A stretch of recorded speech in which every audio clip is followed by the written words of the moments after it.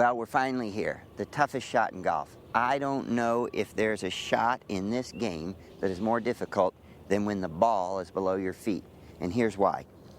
If you address this golf ball and you swing at it with your normal golf swing, you're going to go right over the top of it. Now, I didn't try to miss that, but I took my normal stance and my normal golf swing.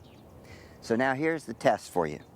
Why is this shot so difficult? It's simple. The relationship between myself and the golf ball, now when it's below my feet, is further from me. So it's further away from me. I'm not going to find it with my regular stance and my regular golf swing. So I have to make some adjustments. I know you've read everything that you possibly could read to get better at it, but I have a couple tips that'll probably help you. So watch this. After you've addressed the golf ball, slightly flex your knees, just a tiny bit more than normal. But here's the trick. Bend over a couple inches from the waist. That's part two. Take your regular stance and everything else the same. Nothing changes. You're bent over a little bit more here, and you're seated a little bit more. Now here's the final trick. Watch this. When you swing this golf club, you must stay in this position all the way to impact.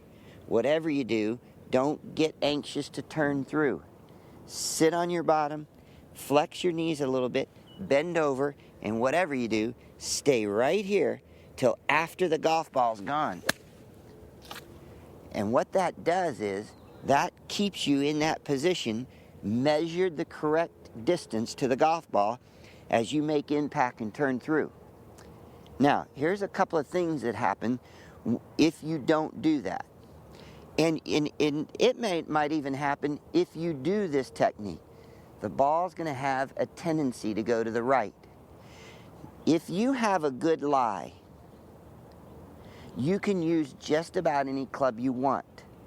If you use a 3-wood or 4-wood or a 4-iron, it might have a tendency to fade on you or slice on you.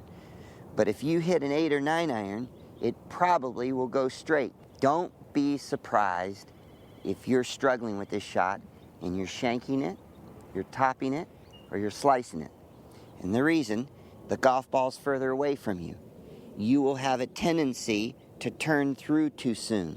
And if you do, you'll either catch it in the heel, top it, or slice it off to the right. If you are doing that consistently, make sure you do the 3 things I showed you.